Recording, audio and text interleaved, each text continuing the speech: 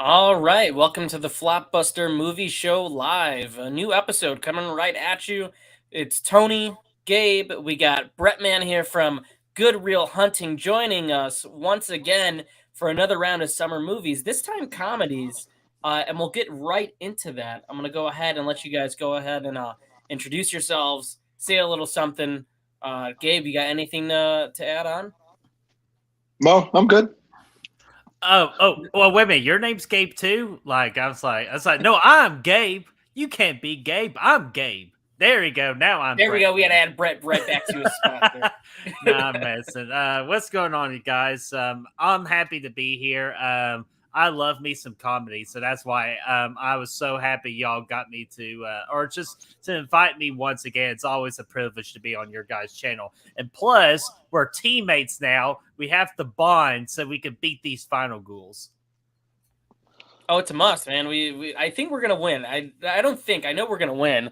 I It's a hope matter so. of what it's gonna take for us to win. But I have confidence we'll win. It all depends on what me and Gabe's answers are going to be. It won't take much to beat them. Oh, well, you got America. Well, you got Psycho from 2005 up here, and you got me with Austrian and Paco. So, like, what kind of crazy answers are we going to freaking get next? This is Kind of Hey, like stop. we're pretty much should be the name of Willy Wonka, because what would we think of next? honestly, I could see us. I could see this being a goose egg. I could see us going however many points and zero. I think we got this in the I bag. know this is your show, but Mia's in the chats and Victoria is around. Oh, what's up, So Mia? I would be careful what you say. We got Mia in the chat. I see Flat, Return of the Living Flat. What's up there, man? But no, that's gonna be very exciting. Congratulations, you're closing in on 700 subscribers. Woo. That's big, man. That's big. You guys have kind of shot up there pretty quickly. Congrats. Thank Congrats, you. yeah, big congrats. Yeah, we decided just to do a whole big channel rebrand, like with new logo, new format, new shows, and to our surprise, man, it has really like taken off, and we really just appreciate all the loves and support. So, like, it's just been awesome, man. Yeah, no, and then I know you guys are doing the Halloween streams coming up, which is an incredible idea. Mhm. One, because I know you guys you've scheduled it to line up with the release of the new movie. Two. Oh yeah, we got lucky on that, and it's going to work out perfectly. We're going to have so much fun, and of course, on Good Real Hunting, we're going to have some skits to make fun of each movie we talk about. So we're so excited just to show you what Good Real Hunting is going to bring to the table. But we're going to be with a lot of great YouTubers as well, like with Kent Blood Media, Braden Timmons, Fachi Cinema, Mega Movie Seas, the Dark Aether Files podcast, Bacon Pew Pew, and the J-Man had to back out, and we understand why, and we just wish him nothing but the best of luck with what he's going through right now, which everything's fine. But we're also bringing on a brand new YouTuber as well. And let me get his name real quick because I don't want to mess up his name. Or his channel's name real quick. So sorry about that. I should have been more prepared, but Jeff Betterton. He's has officially been announced to join our How to Scream review series. That's awesome, man. I'm excited for it. I mean, the movies, I mean, give or take, they all vary in quality. They're always fun to rewatch. All of our favorite slasher icons, I feel like all their movies, good or bad, it's always cool to go back and go through all of them. I was trying to reach my Rob Zombie's Halloween just because that would be my time to gush over both of those movies. Those are the best Halloween movies. You got Hector over here about it. Gabe, tell the people about the summer haircut. What's the story behind the summer cut? All right, so I don't know. You guys probably seen Napoleon Dynamite, right? You guys remember Pedro when he got hot? So did you have a cold drink of water? I did have a cold drink. Candles in the bathtub? Listen, I had a cold drink of water. I was still hot. I took a nice bath. I was still hot. So I decided to shave my head. And here we go. This is a summer cut. Summer Whitley? How are you going to pull that off?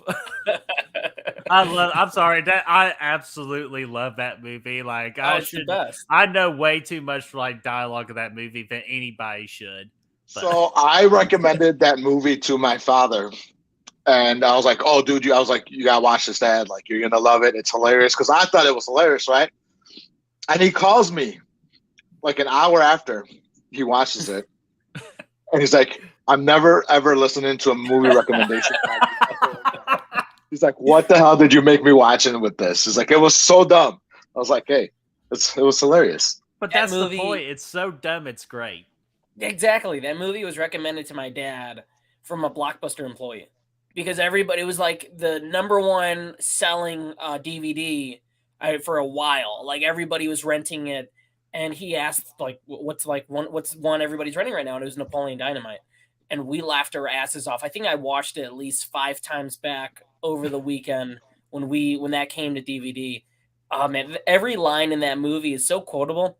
Some of it doesn't hold up, but I honestly love it, and the story behind it, the way they made that film, and like how much money it grossed, and it's so iconic. Uncle Rico is like, for generations to come, he will be a legend.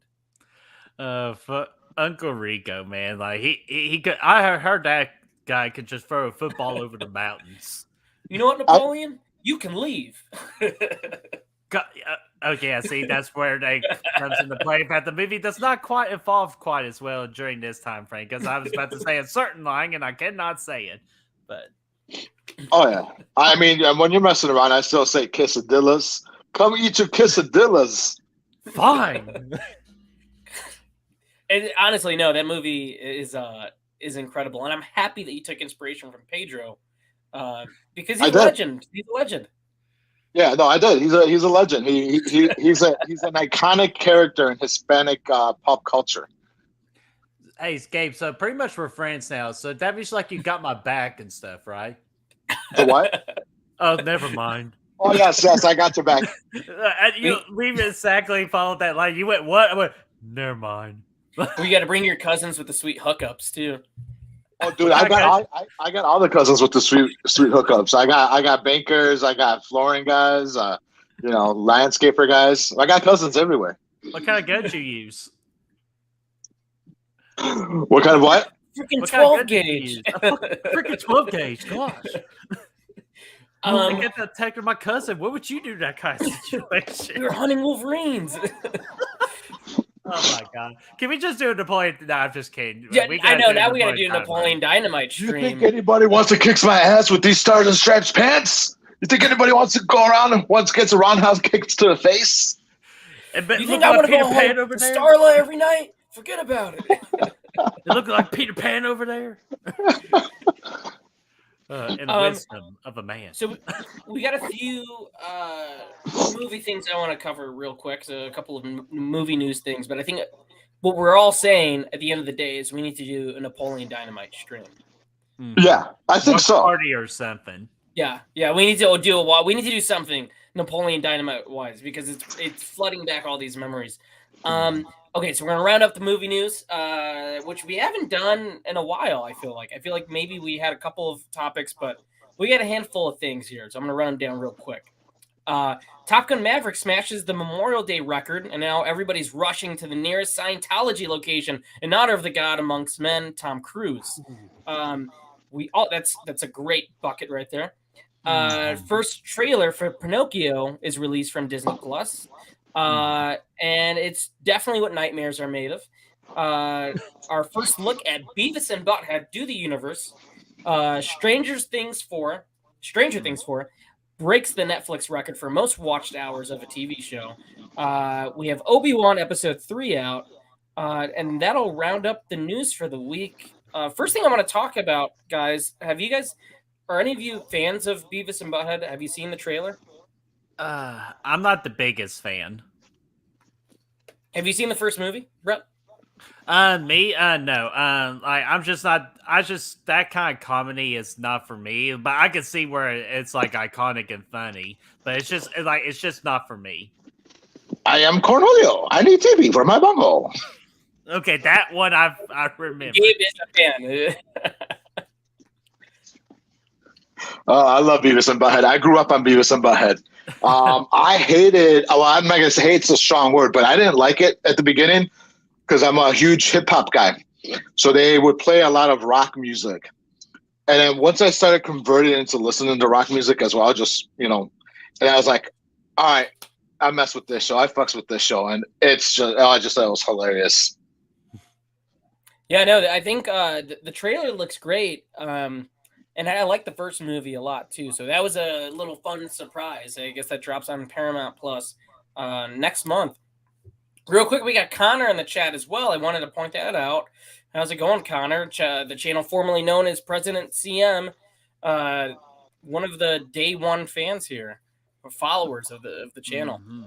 Naked HD is also in the chats. Yeah, I know. I apologize for that. I just can't control how I look. They really want us to watch their stream, and good for it. It's the hustle, right? Mm-hmm. Top Gun smashed box office records for Memorial Day weekend, which nobody I think assumed was going to happen like at all. I did. We did. I think me and Tony talked about how that movie was going to be really like top notch. Like we've been waiting for that Top Gun for like 2 years. Yeah, we might have talked about it on the other old podcast that we had. On the other old podcast we had, yes. Yeah, and that was like 2019 when the trailer dropped. This movie was like a huge deal for my family growing up. Like if you did something cool, like you think you're Maverick or reference that you're Maverick or something. So like I'm planning on seeing it again, but I think it's the perfect summer blockbuster, and I think it's awesome that it made a lot of money.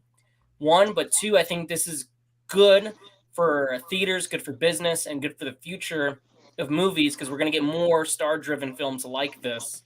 Mm-hmm.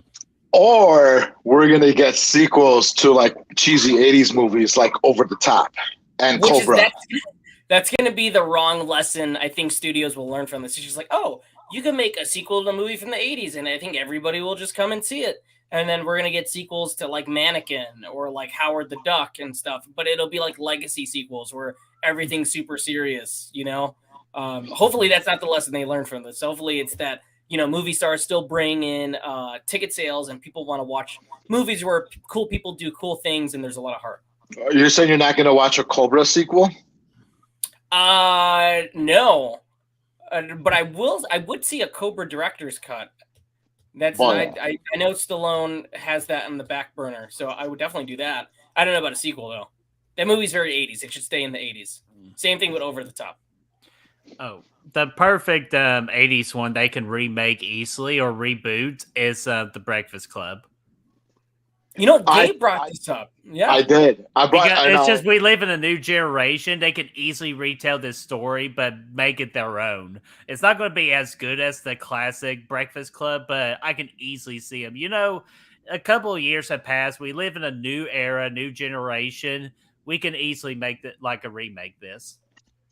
Yes, you can. I talked about it in our episode where we talk about which movies we want to see remade. Mm-hmm.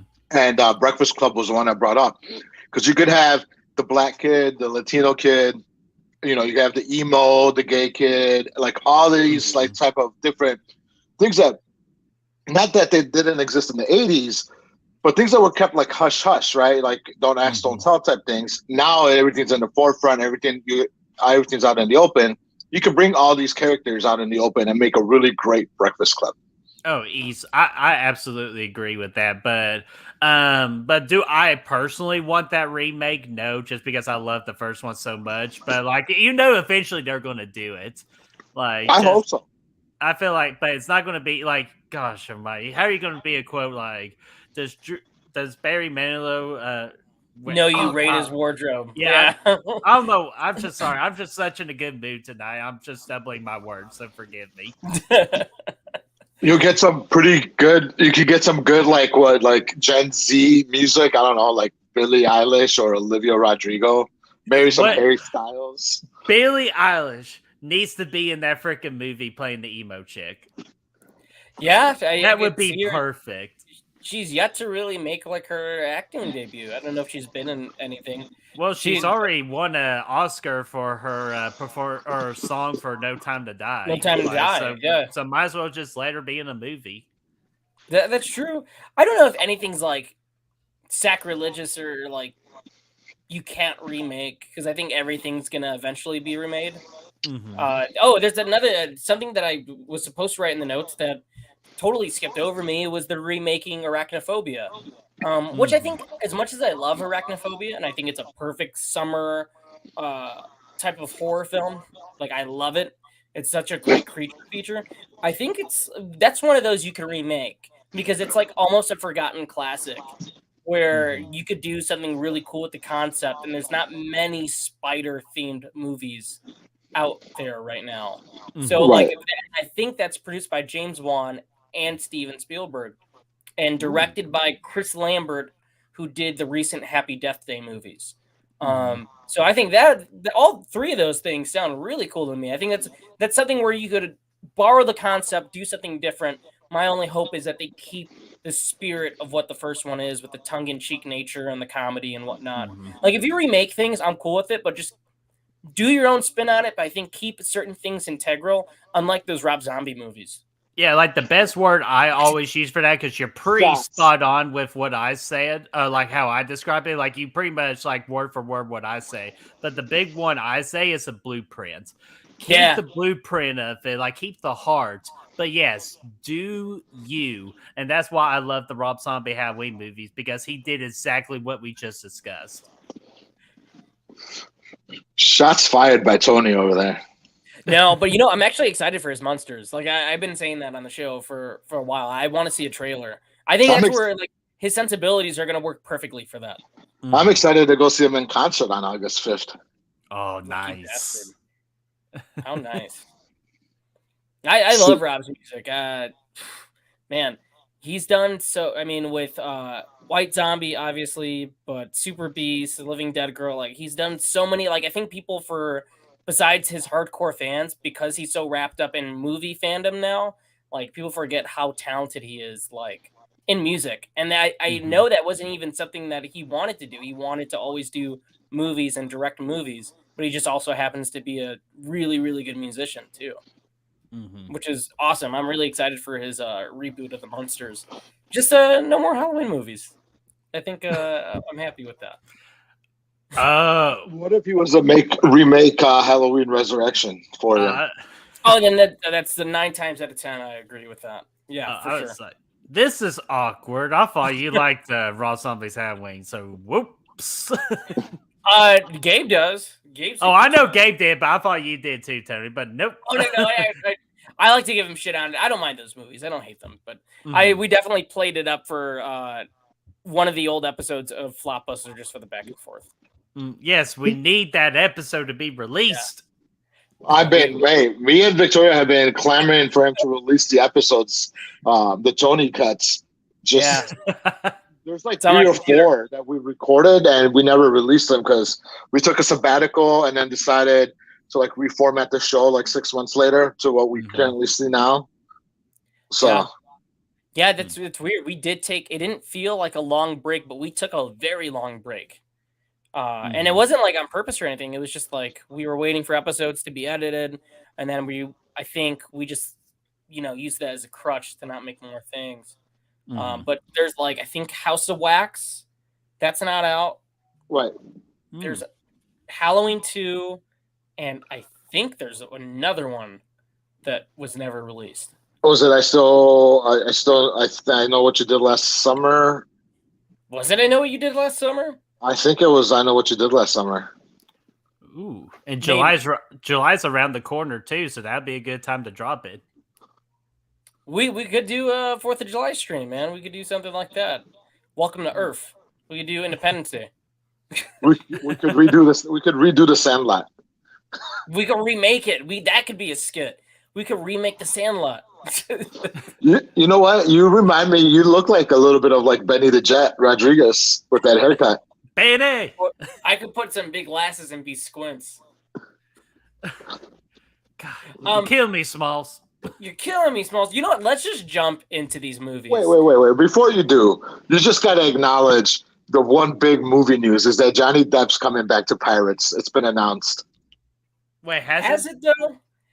No, in my heart it has though. Oh, Okay, you got me excited there. I don't want to talk about this, but I will acknowledge this, and I'm going to stay very objective about it. But I think this is a very fair thing to say.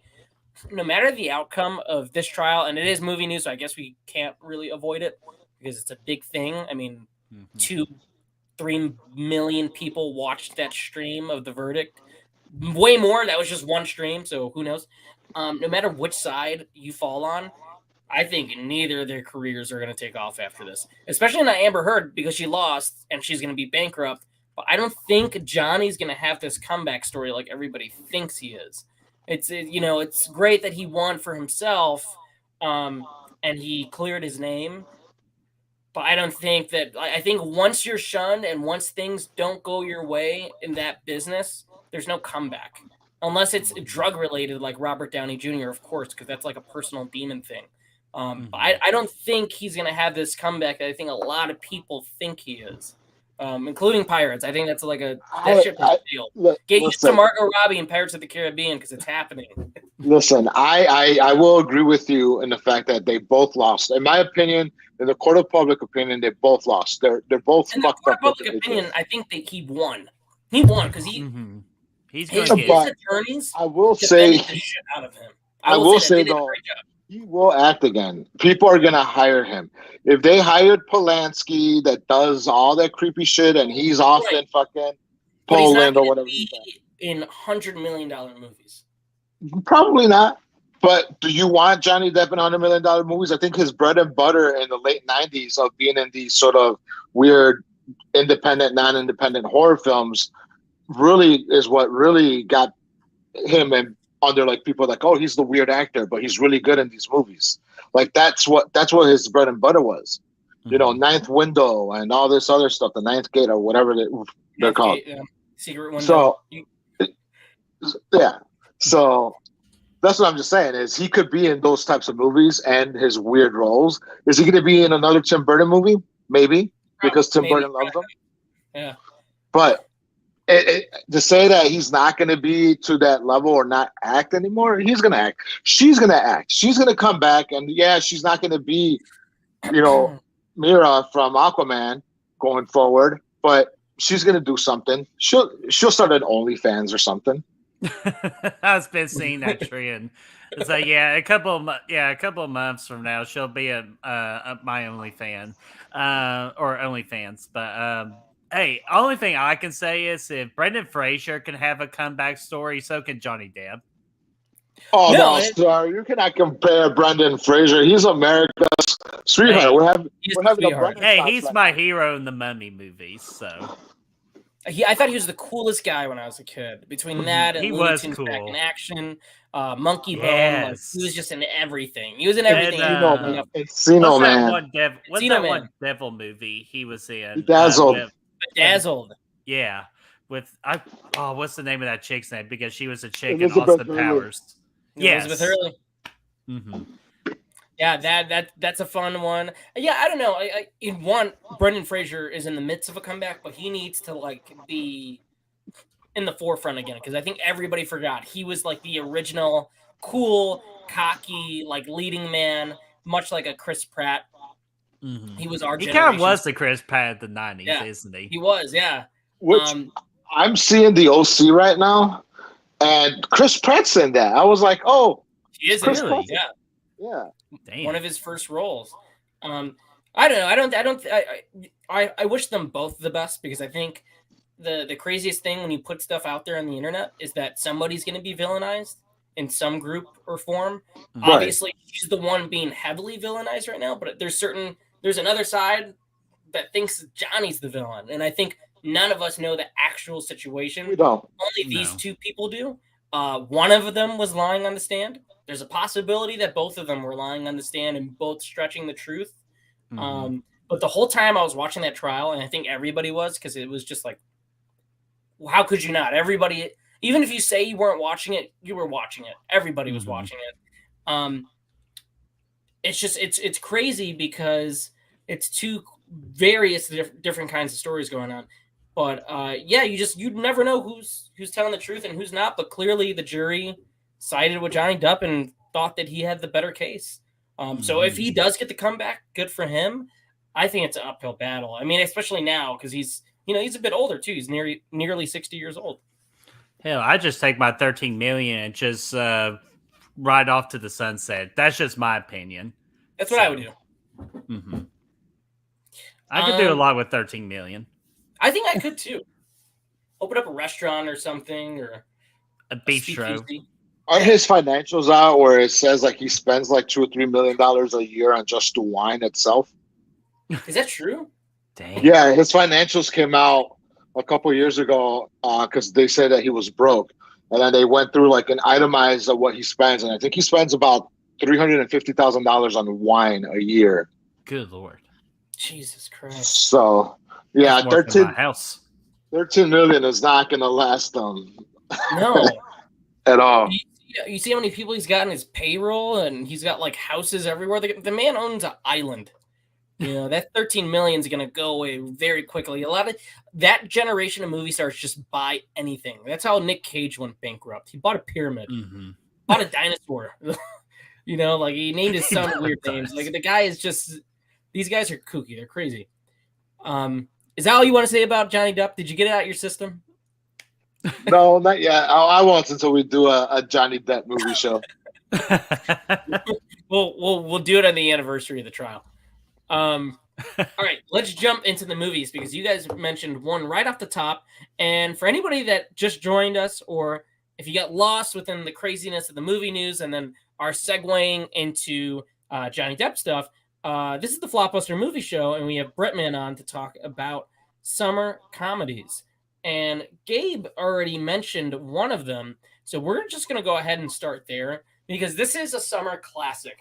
This is a movie when you're a kid, especially around that age of 12, 11 years old. This is like the most quotable movie ever. It's the movie you relate to the most. It feels like you're friends with these kids. It's 1993's The Sandlot. Yes. Let's jump into it, guys. What do we think of The Sandlot? You too black girl.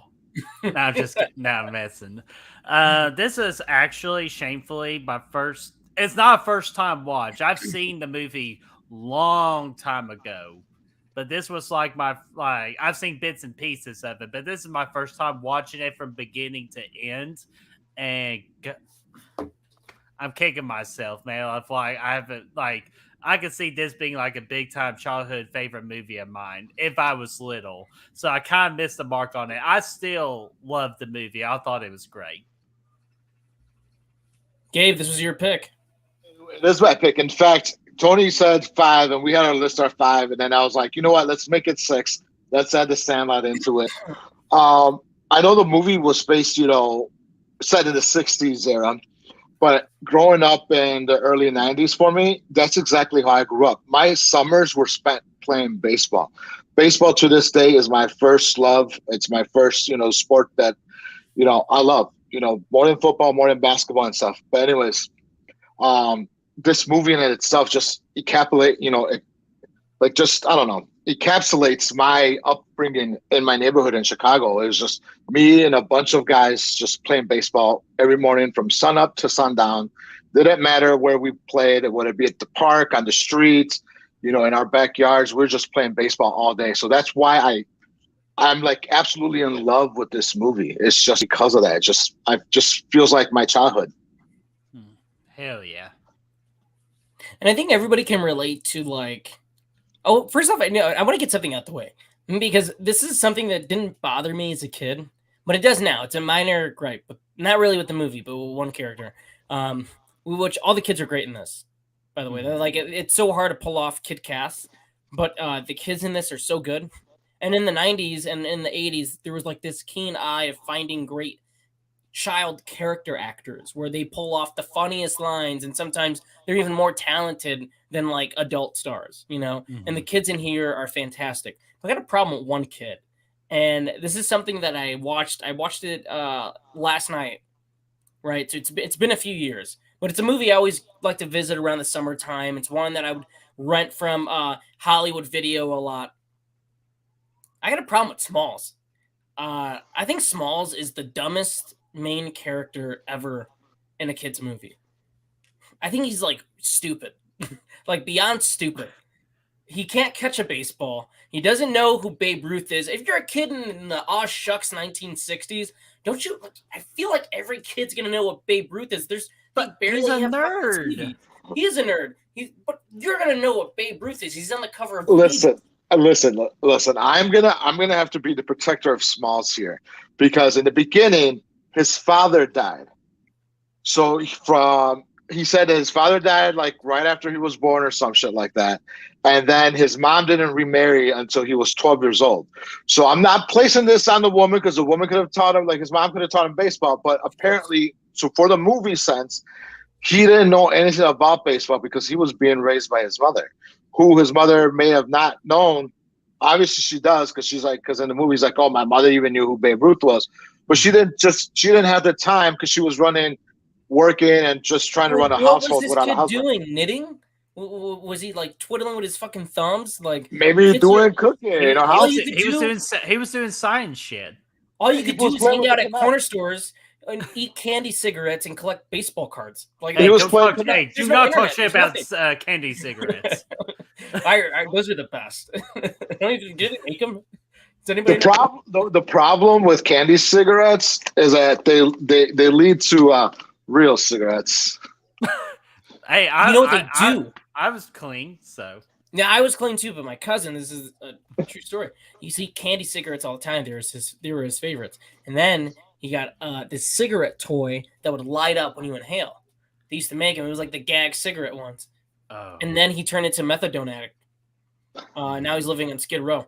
But anyway, back to the Sandlot. Smalls is like the most idiotic character in this movie. And that hat was pissing me off.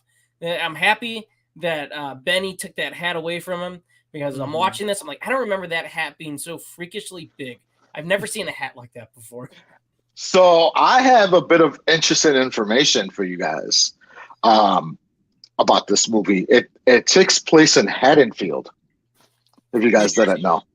Jersey? Really? Yes. Haddonfield, Illinois, actually.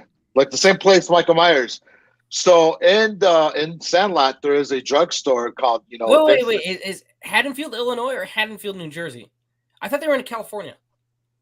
No, they were in Haddonfield, Illinois. Really? Dude. Yeah.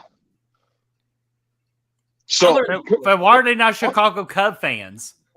Hold on. Can I continue with my tidbit? Yes. Before you guys come at me here. So, in the Sandlot, there is there in the background. You see it says Vincent's Drugstore, and that is the same drugstore from Halloween 4 when they go buy Jamie her Halloween costume, which is the same drugstore from Halloween 5 when the man in black steps off the bus. So because the Sandlot doesn't say where it takes place, it doesn't say it takes place in California, it doesn't say it takes place in the East Coast, doesn't say anything. I go out on a limb here and say it takes place in Haddonfield, Illinois, because of the drugstore and the connection to the Michael Myers. So the boy that... Oh, sorry, go ahead. No, go ahead, Brett. I was like, so the boy that got ate by the beast, was that Michael Myers? Could be. Could be the origin story. It could be that when Michael Myers is not terrorizing these, Haddonfield, all the kids are out playing baseball all summer long. And then, Halloween comes and they just go hide in their houses. They just fucking die.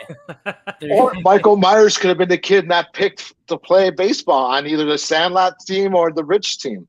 And it's 1963, so that would have given him motivation to kill his own sister. Those little bastard kids wouldn't let me play baseball. If he ever opens his mouth, we don't know because he's a mute, and he starts monologuing. Oh, why do I kill people? It all happened in the summer of 1963. There's these asshole kids in the neighborhoods, this fat one named Ham, and they wouldn't let me play baseball with them. And they were the outcasts.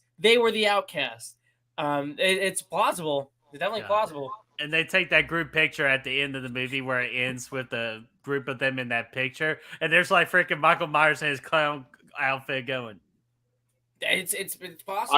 I'm just saying it's possible. That's the connection though between the Sandlot and the Halloween franchise though. Mm-hmm. Dude, Which that's scary good. Which Squints ends up owning at the end of the movie with Wendy Peppercorn. Dude, I was surprised that actually, let's say they got together. I'm like, hey, how much older is she, Fan? 4 years. I looked it up. That's not bad, Fan. Okay, I was like, damn, that's like a 10-year age. Yeah, when they so he was like 12, so she must have been like a 16-year-old lifeguard. And then who is this? You guys know who that is, right? That's she's in a famous horror franchise. I cheated, but so I'm like Gabe guess. Was she in the Psycho franchise? Wrong. She's Deputy Judy Hicks from Scream. Mm-hmm. Ah, okay. And as I was watching, I'm like, I recognize her from somewhere, and I looked it up. I'm like, holy crap, it's freaking Judy and her lemon squares. Her lemon squares, yeah, yeah. This is a classic. I feel like this is one that like has like this huge cult following. There's T-shirts. It's become a bigger deal now with the people that grew up with it than when it came out because it found a life on home video. Like it was a modest hit. I think it made like $30 million on a budget of like 10 to 15 million. So it did good money. It did decent business, but like honestly, it took a life of its own on home video. There's crazy amount of merchandise. You can't go to any Target or Walmart without coming across a Sandlot T-shirt. Mm-hmm. I feel like every guy owns a Sandlot shirt. But it's a big deal. I have it right. I have it like right here too. I own it. Nice. I found it on Amazon Prime and Tubi. It's for free right now.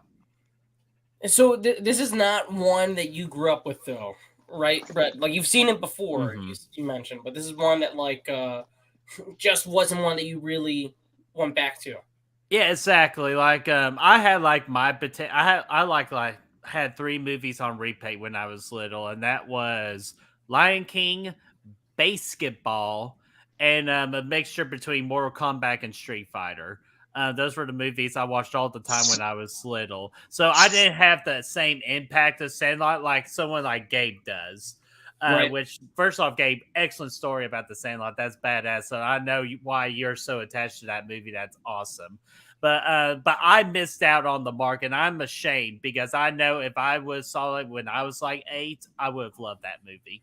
Like 5 out of 5 golden reel. But I did give it a 4.5 out of 5. So who was your favorite character out of all of them? Like who would you say is like the guy that you like, gravitated towards?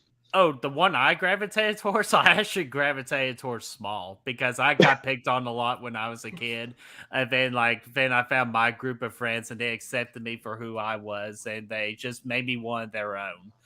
They still gave me shit, of course, but I was a part of a pack. So I kind of gravitated towards Small, but my actual favorite character, of course, you got to go with freaking Ham. Ham's always been good. Like I always thought I was like, Benny the Jet was like the coolest character. And I've been saying like, I thought I was him or I gravitated to him. I just thought he was so cool. But as far as like the character I always liked the best for some reason was Squints. Cause I was always like that. Mm-hmm.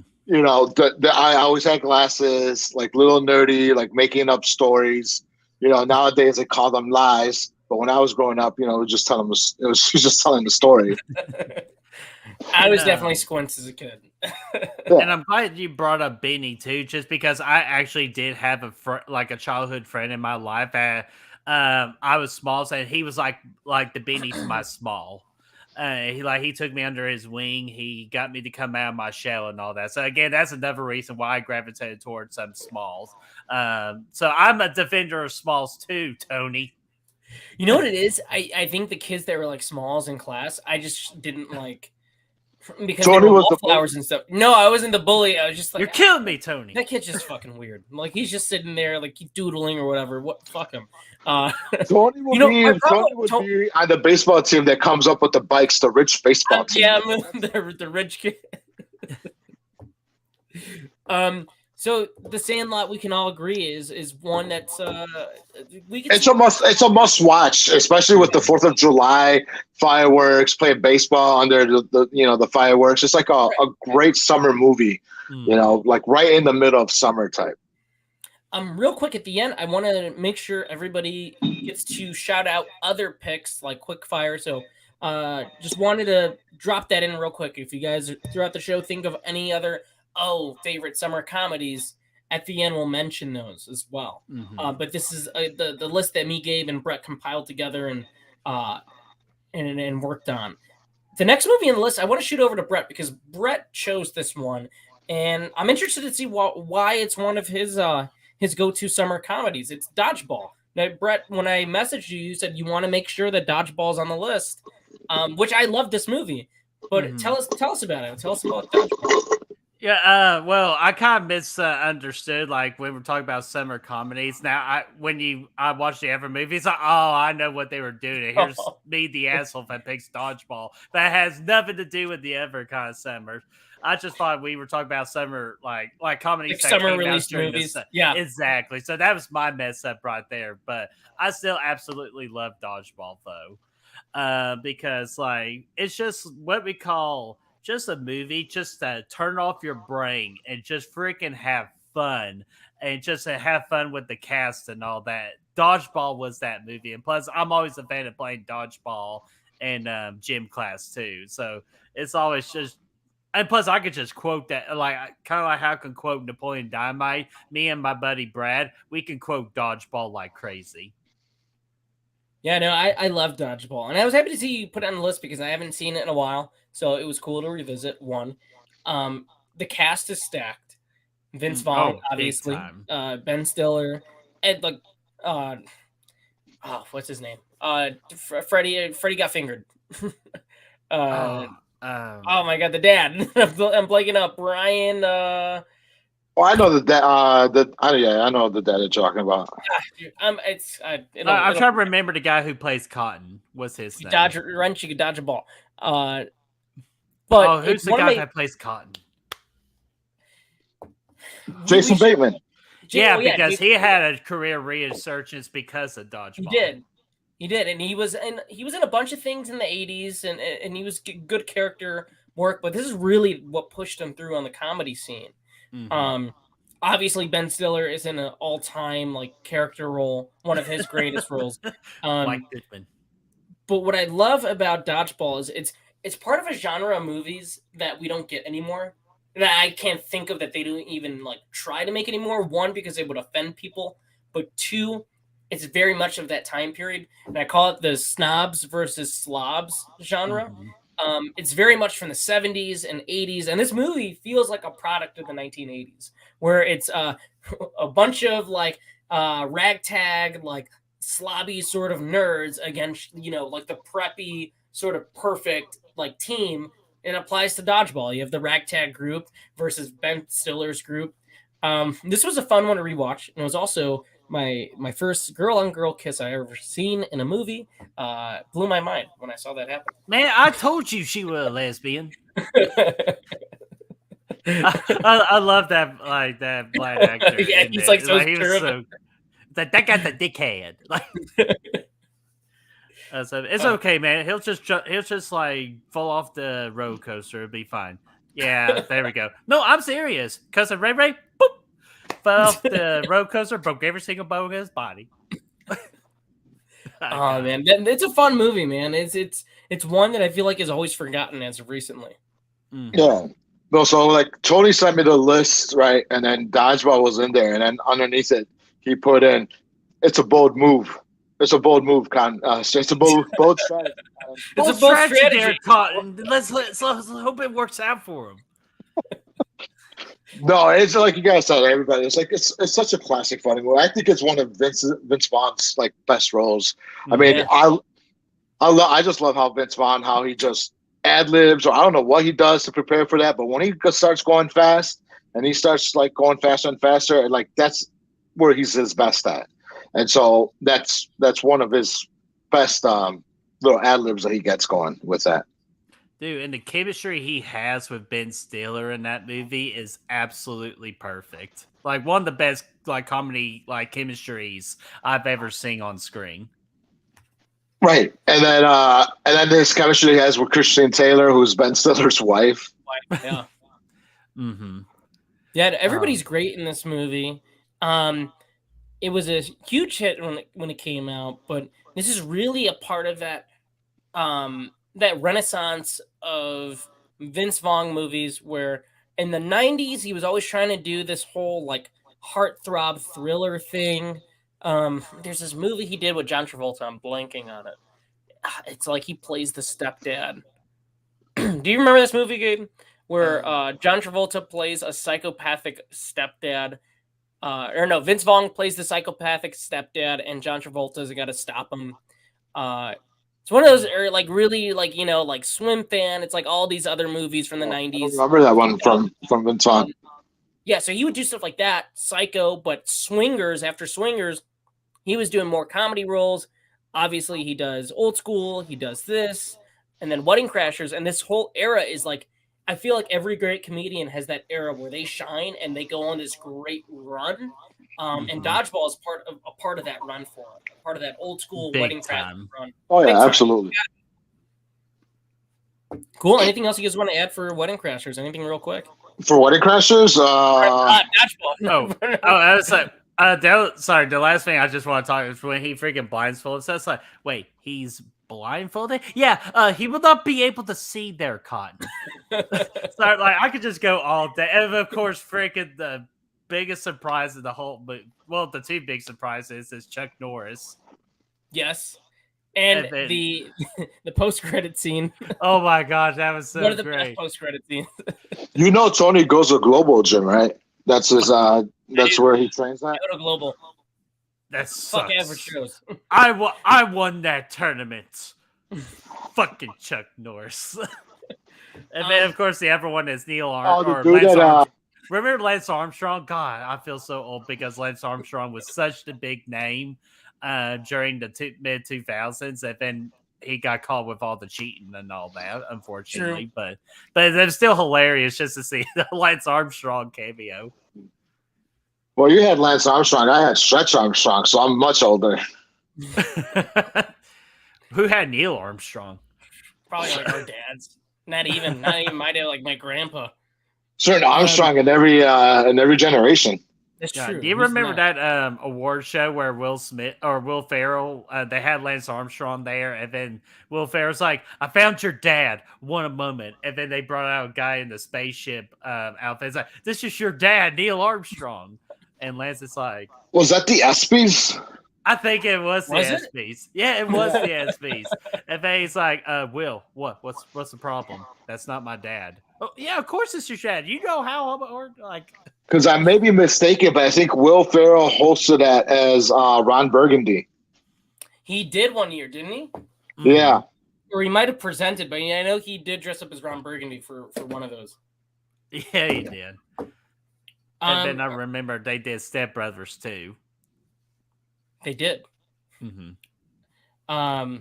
That I still think Step Brothers. I think everybody holds out hope for a sequel. It'll never happen, but it would be very cool to see those. They lost their chance. They did a while ago. I think the ship has sailed.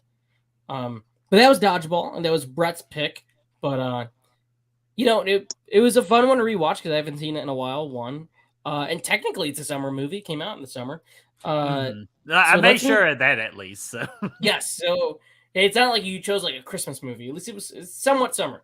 But that leads me into the next film on the list. This is one that I wanted to throw on there because I think it's an important movie for the genre in the 70s. I think it's aged heavily. There's a lot of jokes you can't do now, things you can't say. And some of the jokes just don't land because it's from the 1970s. But it does coast off one thing, and that is the charm of its star, Bill Murray, who like lit up my childhood, was my go-to guy, was the guy that I'd seen everything that I could from him. And it was this movie and Ghostbusters. This is one of my mom's favorite summer movies. This was one that I saw very young. It's Meatballs from 1979. A lot of really famous comedians involved in this. Harold Ramis co-wrote it, directed by Ivan Reitman, who would go on to do Ghostbusters. It was a huge smash hit in the U.S. when it came out. Again, it's one of those snobs versus slobs genre movies, and it's just a really fun hangout summer camp film. It's like Friday the 13th minus the killings, and led by Bill Murray. And this was really fun. I watched this 2 nights ago, but I always watch it every summer. So this is one that's always in my rotation. I don't think it's a perfect movie, but it's one that I always find myself needing to rewatch every year. Mm-hmm. Yeah, Bill Murray's just a freaking man. That's all I got. That's the first immediate thing I gotta say. Bill Murray's just freaking awesome in anything that he touches. Meatball is absolutely no different. But God, I feel so bad about my boy Morty and the horrible pranks they play on him. They do play horrible pranks on Morty throughout the entire film. Oh my God, but they're so freaking hilarious. And towards the end, they go, "No hard feelings, Morty. No hard feelings." And the freaking credits is him in the middle of the damn lake. In the middle of the lake. It was so amazing. No, I think Tony and his love of making me watch movies from like pre-1980s. He's like, oh, we're gonna do these types of movies, and then he puts on a list of like movies from like the 1960s to like the 20s. But anyways, you know what though? I'm glad though. This one is one that I haven't watched ever. It's a first time watch for me. And as big of a fan I am as Bill Murray, I'm surprised I hadn't even seen it or even heard it, to be honest with you, until Tony mentioned it. When he said Meatballs, I was thinking of those that horror movie with the little critters. I guess it's called Critters, but for some reason, Meatballs stuck in my head, and I was like, "Oh, we're watching Meatballs." Is this another Psycho 2005 movie? I guess. Should we just create a poster where it's just the Critters poster, but it says Meatballs? I thought it was a Cloudy with a Chance of Meatballs. And I was like, all right. And then no, but like you said though, there's jokes that you can't say anymore. Mm-hmm. But I think the whole movie landed for me. But I just have that sense of humor where it's very non-PC, but that's just my sense of humor. But I could see why, like, that movie can't be remade, but it's hilarious. Oh, dude, it's great, and it's definitely easily like a campy field comedy, like big time. And I thought it was great, and it kind of reminded me of an episode a long time ago on South Park where they, like, Timmy and Jimmy were at camp, like, doing the games. I was like, wait a minute, did friggin' South Park just make fun of Meatball? Like, did they get an episode idea from there? They might have. Because the movie was a pretty big deal. There's a lot of movies that came out in the 70s and 80s that you'd be shocked were smash hits, and then time has just completely forgotten. I think Meatballs is one of those because Bill goes on to do Stripes and Ghostbusters, and that's really what everybody remembers. Groundhog Day. What about Bob? But there's so many movies from that time period that I can name off the back, especially comedies, and I love like slapstick, old school 1970s, 80s comedies like Ruthless People, Meatballs, Quick Change. There's so many. So it's always fun to go back and rewatch these. There's a certain vibe that they carry where you're watching it because of whoever is the star. And I also got to add that this is something I was talking about with Victoria. I love the hand-drawn posters of like these movies from that time period. Like the Meatballs poster doesn't really convey anything about the movie. It's just it's Bill Murray. He looks cool, and he's got 2 girls fighting over him. And it's set at a summer camp. That's all you know about the movie. Which is funny because there was no girls fighting over him, and he was like only after one girl. Right.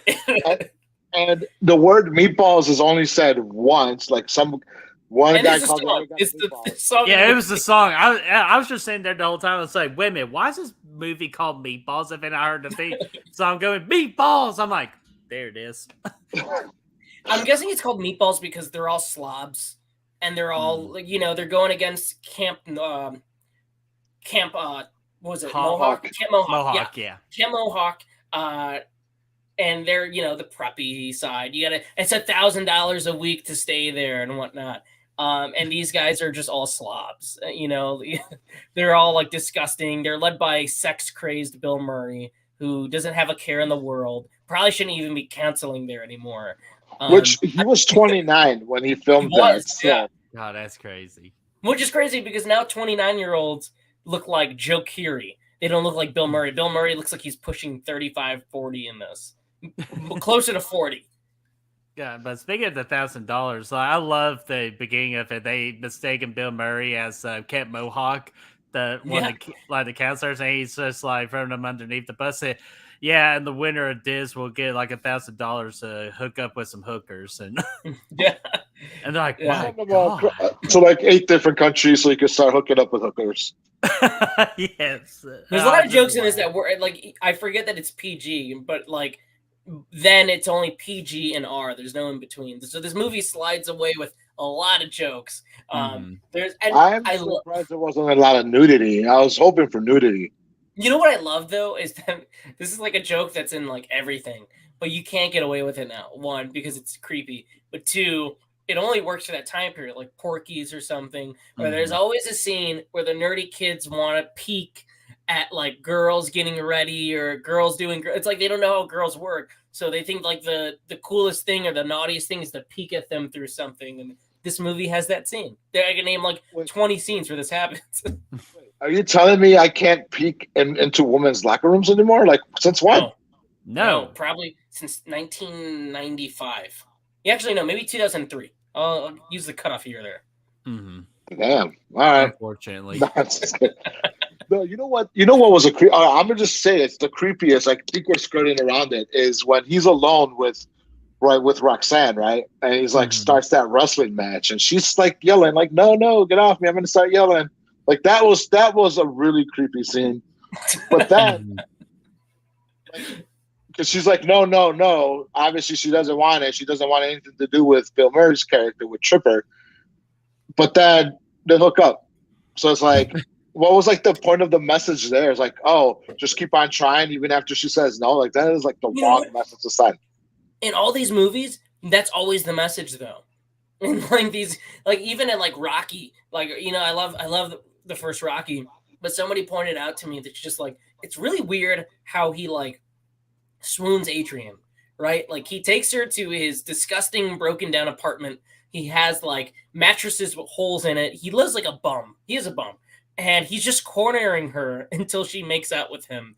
The 70s were very like, it's just a different time period, you know, like then a lot of the things these guys would do, I think was seen as charismatic. And now we look at it through the eyes of now 2022. And it's just like, huh, that's weird. That's different.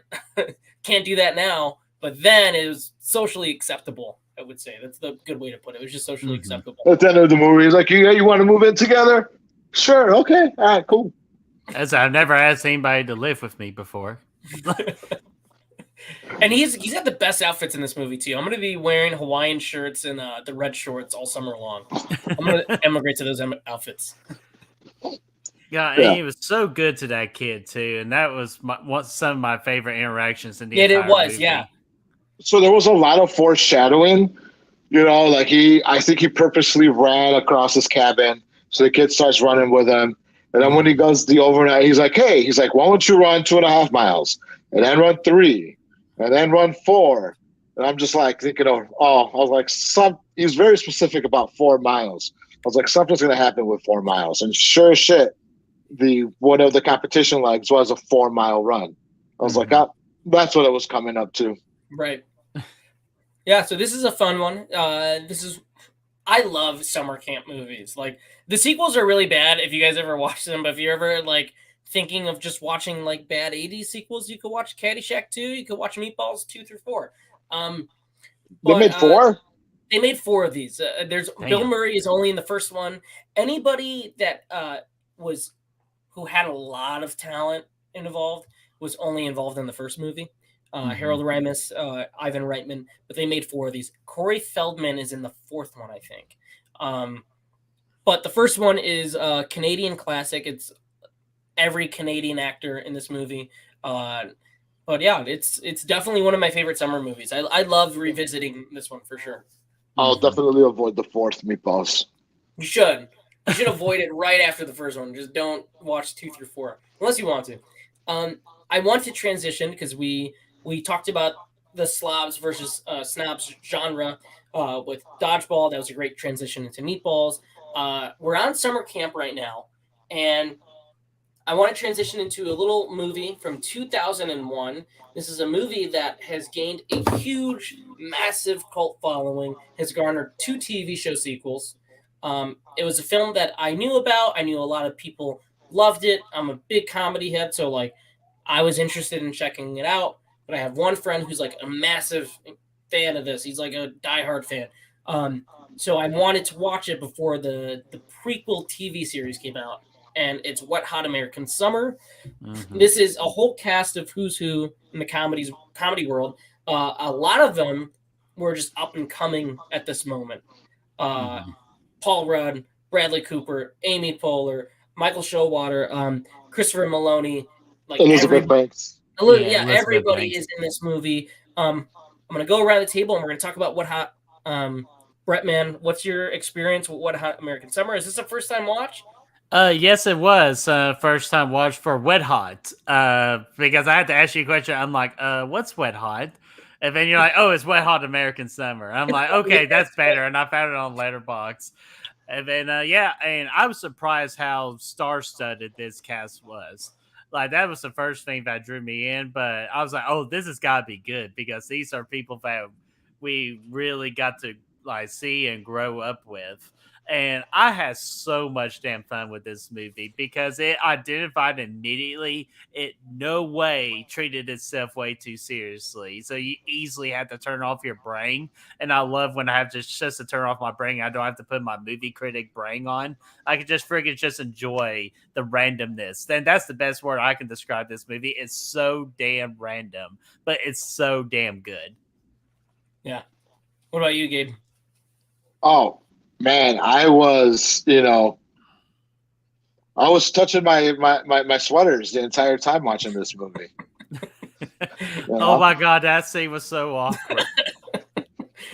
One of my favorite lines from this movie is real quick. I'm sorry, I had to say because every time I rewatch it, it makes me laugh, really stupidly laugh because it's like the most random line, but just the delivery is perfect. Where Michael Showalter he's crushing on I forget what her name is.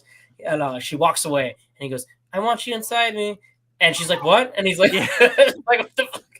That's one of the greatest line deliveries in a comedy ever.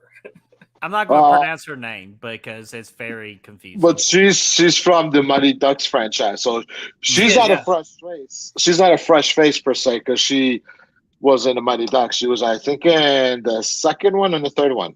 Mm-hmm. Yeah, because I think she was the female hockey player. Yeah, she was the goalie. Mm-hmm. Yeah, and plus, I was like, when I saw her, I was like, okay, I wish I had to readjust my life like when I was 11 because she would have easily been one of my girl crushes. That girl is absolutely beautiful, and she plays dumb so well. Yeah, no, and then so this was on my list. When Tony's like, "Oh, give me a list of your summer movies." So this was on my list. So I think mine and Tony's like, meshed up with that only because it's just I don't know camp. I never went to camp, so I've always been fascinated by like going to camp. Like, what does one do on a camp? Hell, I haven't even been camping. So it's like, okay, what does one do while at camp or at camping? Like, just some weird random stuff. And this is what I feel like camp would be like if you went to camp. It's just a bunch of horn dogs, letting a little kid drown when you're making out. It's like that's like the start of a Friday the 13th franchise right there. Right. Oh, and then he drops off his swimming buddy in like the middle of the forest, some random place. I know, and then he reappears on the damn boat like nothing even happened, and Paul Rudd's like... Which, by the way, I love Paul Rudd in any kind of role he touches, but this was the first movie, and I'm giving Paul Rudd credit for this. I really hated his character. Not because it was bad, but he plays such a good asshole in this movie. For sure. Yeah, Andy's the best in this. He's such a sleazeball. I actually got one better. Who my favorite was is freaking Jing of Christopher Mulaney, who's freaking Detective Lassiter from is it Lassiter from Law and Order SCU? Dude, he fucking stole the show for me, especially towards the end where he's talking to that can. And he goes like, and the can's like, "I'll tell you a secret. I could suck my own dick." like I'm not ashamed of it. So if you want to put mud on your ass, you put mud on your. Oh my god! I just buzzed out laughing just because Christopher Mulaney was just so freaking into it. And then the cook was like, "Wait, what did she say?" Oh, I gotta check on my bud in class. I gotta see if he made good grades. I'm like, you didn't say that. I'm like, shut up, man. Like, I always thought about this movie when I watched it. Because I was a big Frasier guy. I used to watch it late night TV, like the reruns on syndication. So David Hyde Pierce, for some reason, always had this air of like, I don't know, prissy, rich, uppity, whatever from Frasier by playing Niles. And then when you see him in this and shorts and the mustache, I'm just like, that's not Niles Crane. Like, that's not the David Hyde Pierce I grew up with. This nerdy and like really like just awkward. Like his whole interaction with Janine Garofalo was just so awkward, and he yells at her and then comes back and is like, "I'm sorry." Well, he's great in this. Janine is great. Another scene that I love is when they go to town and they're partying, and it's so happy. It's just like, oh, they're at the library. There's like shenanigans, and they're eating French fries, and then they quickly become a crack addicts, and they're like all hyped up in this like meth house or whatever, and then they go back to the camp, and they're like, man, it's always good to leave camp, even if it's only for an hour. Oh, and I love the library. Like, they went to the library, and there's Bev looking at the space stuff, and literally on the opposite side, it's the freaking professor looking at the Camp Castling stuff. Yep. Like this. So I was like, oh my god! And then like how they use that later when they're talking to each other, like impressing each other. Like it's so damn fun to watch. Even though I will say I did hate the ending a little bit. What didn't work for you? Well, just Coop didn't get the girl. Oh yeah. Yeah. Like, I get why it had to be that way, but you know me, I'm a sucker for happily ever afters, especially after he did this. Like, in the evening, I was only a boy, but tonight I have grown into a man, and so here is the present. I am leaving. Well, where are you going? I do not know. Oh, but it's just so stupid, but it's so great. Like Tony said in the last movie that was his first, girl kissing scene that he saw. This was my first boy kissing scene I've ever seen. Yeah. Was it? How was that experience? Yeah. I don't know. I can't say. It felt like a special experience. Yeah, especially with freaking Bradley Cooper. Like, so how much they pay him to do that? But to this day, my Cooper says that his best kissing partner is Michael Ian Black. When somebody asks him, like, "Oh, who's the best person you've ever kissed?" He's like, "Michael Ian Black." Bradley Cooper loved doing this movie. I mean, which is the reason why he came back to reprise the role. They all reprised their roles, if I'm not mistaken. They loved making this. They said it was. I think there might be a little mini documentary on it. I might be wrong. I'm pretty sure you can find it on YouTube. So if you haven't seen like the prequel series on Netflix, I would. It's hilarious. It's a mini. It's episodes, and it's all of them reprising their characters, but as like 16-year-olds and 14-year-olds. I need to watch that. Even though they're like hilarious. They're like their 30s and 40s now. They're playing like 16-year-old kids.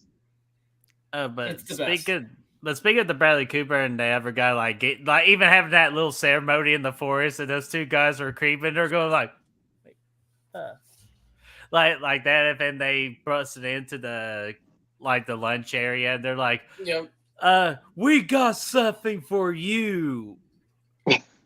And then they brought this big old bus. Like, we don't know if you had this. Like, did you have this? Oh no, we don't have this, because I thought they were like, oh, they're about to make fun of them, but they actually supported him, and I thought that was just hilarious and awesome. just because they go in such a different direction. Like you think they're going to go one way, but they just do a whole big comedic thing and go the other way, and it's just great. I gave it a 3 out of 5, but now I'm just going to just say screw it. I'm giving it a 4 out of 5.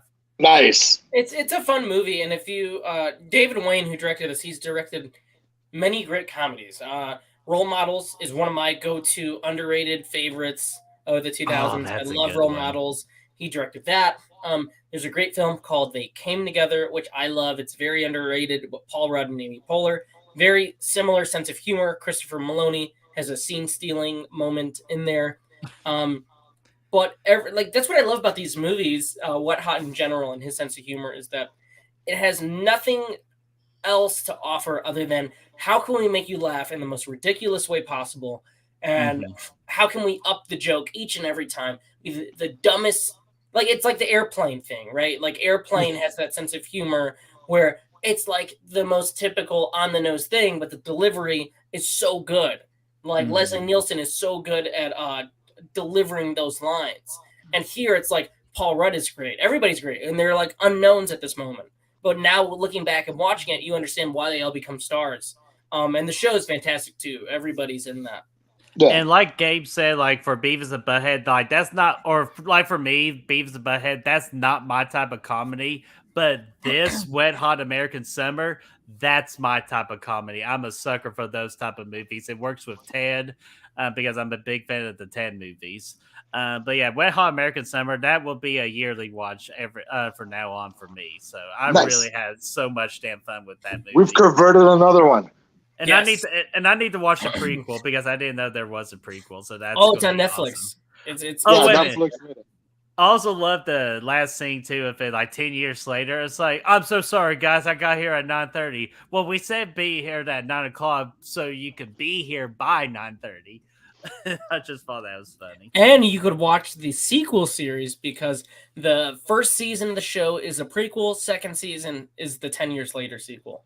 So there's a lot of Wet Hot to watch, man, and it's all very good. And we mentioned Rocky too, and I love how Christopher Mulaney as Gene do that Rocky 3 montage. Yep, the prep up Coop, and like that whole montage only took like 30 minutes, like in the movie timeline, which I thought that was just hilarious. I just love the random ass timelines they do. So I want to transition into another film. We got 2 movies left to cover. Both very important, but I'm going to save one of those for last, and I'm going to say this one first because I think it's an easy transition because it's period piece, much like What Hot American Summer. This is 1976, the class of 1976. It's Dazed and Confused, directed by Richard Linklater, which is this is one that I had to have on there when I think summer. This is the movie that I have to throw on. I think this was on Gabe's list too. It was. This is a film where when I was coming up, discovering movies and different kinds of films, I'm like 12 years old, 12, 13, and being obsessed with Quentin Tarantino. This was one of the movies that I believe he said if he was stuck on an island, like he would take Dazed and Confused with him. And I was like, what is this movie? Like everybody keeps talking about this movie. A lot of directors that I admire and people that I look up to. And once I saw Dazed and Confused, it's become one of the go-to summer classics for me. It's one of my favorite movies. It's a great hangout movie, but it's just the vibe that you get. Like it's a time and a place, and even though we can't be there, for me, it feels like I'm there with these characters, with Pink Floyd and everybody. I love Dazed and Confused, so I just wanted to get that out the way, and we could jump right into that one. It'd be really cool if you did. It'd be cooler if you did. All right. But no, first time watching this movie, and I thought it was so, like, the movie was just so much damn fun. And the score and the soundtrack of this movie was the big highlight for me. They played so many damn recognizable, like, music with, like, I think it's pretty sure they had Aerosmith at one point. Like, but Kiss, but yeah, like that Aerosmith, they had Kiss, like they had all those damn classics. And it was so much fun, and they played them in good times in the movie too. That just display what's going on the screen too. And but what just freaking distracted me at one point is just, wait a minute, Ben Affleck's in this damn movie. And he has played such a good asshole. So like those were my big standouts. But I had a really good time with Dazed and Confused. He's always great when he's an asshole in a movie, like this one and Mallrats. Exactly. Like him as an asshole, he works really well. But I first watched this movie back when you guys were probably in grammar school. But no, I saw this movie. There was probably true. I used to have a subscription to Blockbuster where they did mailers, and then you could bring those mailers into the store and get 3 more movies. Anyways, I was online and I was setting up my queue for these DVD mailers, and I was on a Ben Affleck kick. And so I was like, Dazed and Confused, Ben Affleck. All right, let me check it out. And from the first moment I saw it, I like fell in love with it. It's epic to me because it's like the end of school. These 8th graders are going into their freshman year, and they gotta pay their dues to the upcoming seniors, and it's just like it just feels like you just got out of school. Like that's what I love about vacation movies or summer movies is you have that transition where you get all the build up that you were in school, the final day of school, and then you can start your partying. And that's what this was, is they're done with school, let's go party. And they party hard. And it's a great movie. Mm-hmm. And I also love the inclusion just because I absolutely love her like energy in any movie role that she plays. And that is Parker Posey because she was in Scream 3. Like I just love just the energy she brings to each character that she plays in cinema.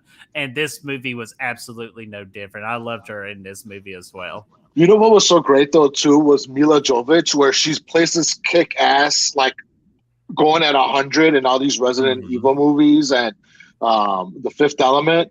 But in this movie, she was just a really chill, flower power type of girl, you know? And did it not work perfectly? Like, it's like that movie like was built for her, like to play in that particular role. Like, I was like, damn, I'm like, she's like perfect in this role. Like the other movies, I'm like, they could get somebody better. But I was like, this one, she's like a very awesome, cool, badass hip girl.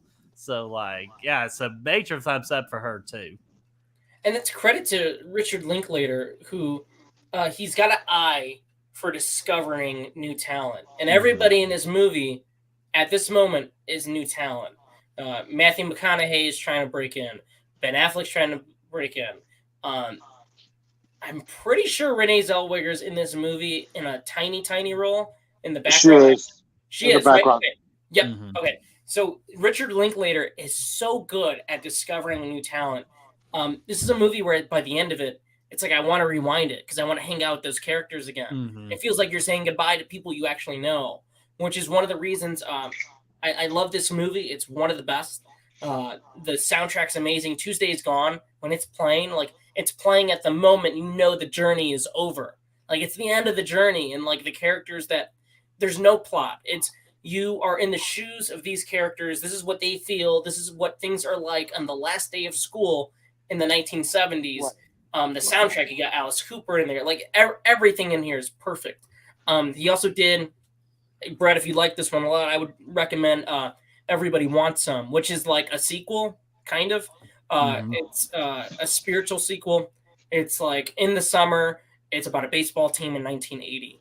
But it's the same thing with that, too. And the reason why I bring that up is he's got such a good eye of discovering young actors. He does it again in that movie. Glenn Powell, who we all love in Top Gun right now, playing Hangman. That's one of his debut moments right there. And hell yeah. So it's the same thing with Mila. It's the same thing with Ben Affleck. It's like Matthew McConaughey's the poster boy at this movie. He's only in the movie for about 3 scenes, but like he's got the line that everybody quotes. You know, so like he's got an eye for making things memorable. You know. That's the line. Everybody. I thought the line was, you know what I like about high school girls? I get older. They stay the same age. But I thought Matthew McConaughey's groundbreaking role that really put him on the map was The Next Generation, Texas Chainsaw. Texas Chainsaw, The Next Generation. because I had fun with him in that movie, even though the movie was absolutely garbage. But like, at least I enjoyed Matthew McConaughey. But no, it's definitely this movie was his breakout role, just because he has that charisma about him. Yeah. It's just laid back and chill. He's got that voice, like He has that Texas twang. That's what the movie's based in Texas, and he had his Texas twang going on hard for this movie. Oh yeah, but dude, he was just he was just awesome. I had no complaints with any character in this movie. Right. And like at the end of the movie, you wanted to get into that car and go buy tickets to Aerosmith. Yeah, you want to go in with them and buy tickets, which I always thought this movie is like the perfect. And see, this is why like it always bugs me when I see these new franchise movies and like there's no thought or effort put into them, and like these new slasher films, because like Dazed and Confused is like the perfect segue into like the next Texas Chainsaw Massacre. Like, imagine those kids going to buy Aerosmith tickets, and they their car breaks down. All of a sudden, they're in Texas Chainsaw. Which the remake kind of takes that idea too. The kids are on their way to buy Leonard Skinner tickets, and there's no way they didn't steal that. Confused, yeah. But like, what's so good? It's a comedy that is strong on characters and characters only. It's got no interest in telling a story. It's got no interest in doing anything other than what would it feel like to be in high school in 1976? And that's what it succeeds at. After the last day of school, and you're just I'm glad you brought that up because I didn't really put two to two together. I was like, wait, where's the story in this movie? It's like, no, there is no story. You're just freaking hanging out with these characters that we established in the first 30 minutes, and we're just going to go on a journey and see where that takes us. So hell yeah, that's awesome. Yeah, it was like those and Greg Giraldo is awesome in this. Like he's the same guy like in real life before he passed away to what his character was, where he's like that nervous energy type person. He was just so funny. He's like, I'm not gonna go into my senior year just being that guy that nobody remembers. Then he goes, punches that guy, and gets into that fight with him. He's like, I'm gonna become known.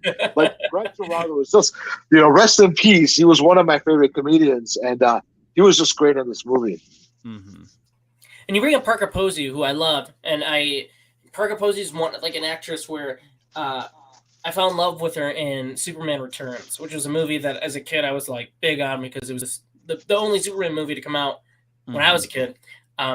But she was so funny in that. And then like as I got older, I discovered her in all these great indie comedies, Dazed and Confused, Best in Show, and she's just like incredibly Scream 3. She's like incredibly underrated and like so cool. And this one she's fun too, but she's definitely more of a supporting role. But that's where it's so good. The casting in this is just like next level. Yeah, and I actually remembered the last thing for my notes. Family Guy actually took an idea from this movie of Days Confused with the whole paddle, the freshman initiation, where Chris gets beaten up in the lunchroom with that paddle. I was like, where does that come from? Because I know it comes from somewhere, but now I know where it comes from. It's from Days and Confused. Yep. Anything else you guys want to add on Days and Confused before we move on to the final movie? I know why you picked the final movie. I'm just going to say that Days and Confused would be my number one summer movie of all time. Mm-hmm. I think it is mine. I think I agreed with you on that. We talked about it last night. Yeah. Okay, so I'm gonna move on to the next one. This is on my list. As a kid, because it's one of those movies where I really connected with it because my family, we would go on these crazy vacations and stuff and my dad's always been like the hothead type, like planning the vacations, wanting it to go right. And my dad was Chevy Chase in Vacation. And that was a movie as a kid where I saw Christmas Vacation every single year. I watched Vacation every single summer. I love most of the Vacation movies, but the first one from 1983, John Hughes written classic, Harold Ramis directing it, Egon from Ghostbusters. This was always on TV, always essential. They played it like 5 or 6 times in a row every June. And it holds up so well for me. I think the movie rests on the talents of its cast, Anthony Michael Hall, Chevy Chase, Beverly D'Angelo. John Candy, rest in peace, obviously. But it's so real. It's a relatable movie. It's a simple story of a man taking his family on vacation and making it the best vacation ever, only for it to all fall apart every step of the way. You forgot Randy Quaid. And obviously I can't forget Randy Quaid. It's cousin Eddie, who everybody I feel like has the weird like relatives, but they like love them, but they're like weird. Oh, I have a cousin Eddie, an actual cousin Eddie. You do. I have a cousin Eddie as well. I think everybody has a cousin Eddie. I think we all have ones. You have a cousin Eddie, Brett? Unfortunately, I don't. I'm the only person in this country that does have a cousin Eddie. But this is a movie that this is like I can't picture not watching this every year, because Vacation is just one of those movies where like I can't say it's like, oh, it's my favorite movie or anything, but it's a comforting film that takes me back to being a kid watching it on TV every single time it came on. Yeah. Hey, I know, right? Like, I agree with the dog, but I'm trying to think what was my point I was going to make? Oh, I got so much crap on Facebook. Say, Brett, why is this your first time watch? Like, you all saw the post. Like, it's freaking insane with how you put a target on your back, my man. Every time you say first time watch.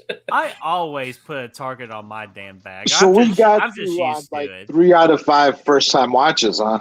I was probably say 4 out of 6.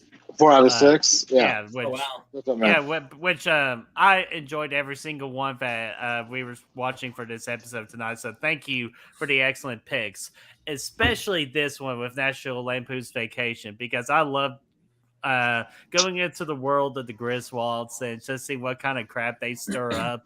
And damn, poor Aunt Edna. God, Edna. Bless her soul. Just hopefully that they didn't, in fact, find her body and they gave her a proper funeral.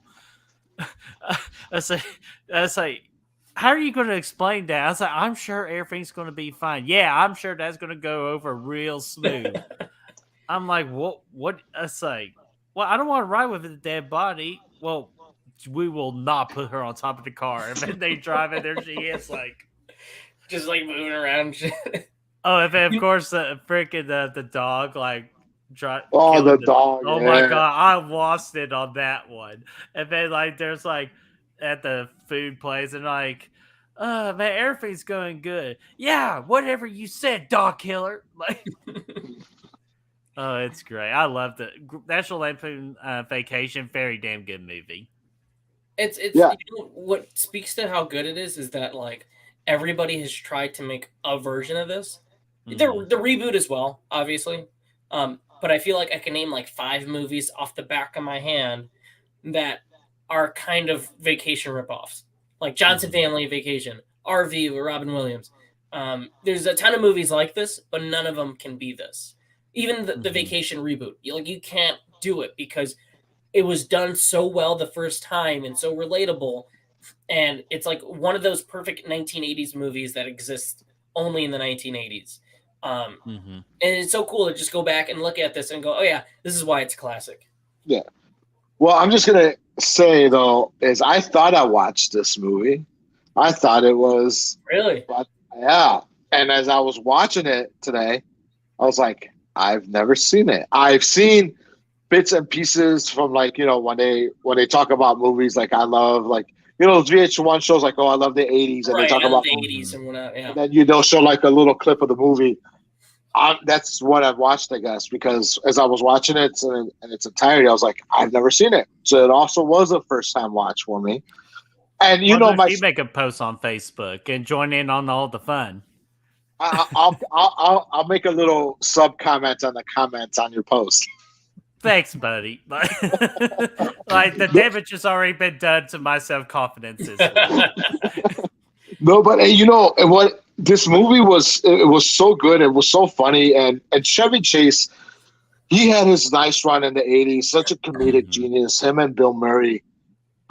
This movie, and Tony, we've always talked about the vacation movies. I always put Vegas Vacation as my number 1. So I know I'm going to get all the hate for that. And then I put Christmas Vacation 2. But I think that I would have to put this Vacation number 1. I think finally supplanted Vegas Vacation, in my opinion, just by the sheer laughs that we had with it. The whole bit that's ongoing with Christina Brinkley in the red car. Oh man, Yeah. That's just hilarious. Now when he finally gets her in the motel, you see Beverly D'Angelo naked there for quite a bit for a PG-13 movie. Mhm. It's just funny. And like I said, I can't forget Cousin Eddie. I love anytime Randy Quaid is Cousin Eddie in any of these movies. I just cannot stop laughing. He is just the best and playing that crazy cousin. Mm-hmm. Yeah, and with the hot blonde, I was like, what? Why did we get the mom naked? Why can't we get this awesome blonde girl naked that we've been chasing the entire movie? Because she didn't want to. She had something like against being naked on screen. Of course, but that's more power to her. Like I respect that. That leads up to one of my favorite scenes in a comedy where Chevy they're having the picnic and he sees her again and like they're playing that music. I forget the song. And he's like eating the sandwich and he's blowing kisses and like he's got a hole in it. And then the joke is that the dog pissed all over the sandwiches, and which is what are these sandwiches wet? And then they're saying and going. Would you eat a wet sandwich? Hell no. No, never. Mm-mm. Real quick, I want to address one in the comments. Sorry, guys. Connor's asking, is Uncle Buck a summer movie? Uncle Buck is not a summer movie from what I remember. I think it was like dead of winter or at least fall. I actually think it's a July movie because I did research on it because it was part of our Real March Madness best movie of the 80s. And I think it's actually came out in July. I think let me look. I think it came out in the summer. But I know like the Uncle Buck with Macaulay Culkin. The plot of the movie is in the winter. Oh. Which, speaking of John Candy, I liked his role in the movie. And Vacation, too. He was great. So you made a comment about how there's a lot of movies that try to be like Vacation and they don't succeed. I would say Where the Millers succeeds.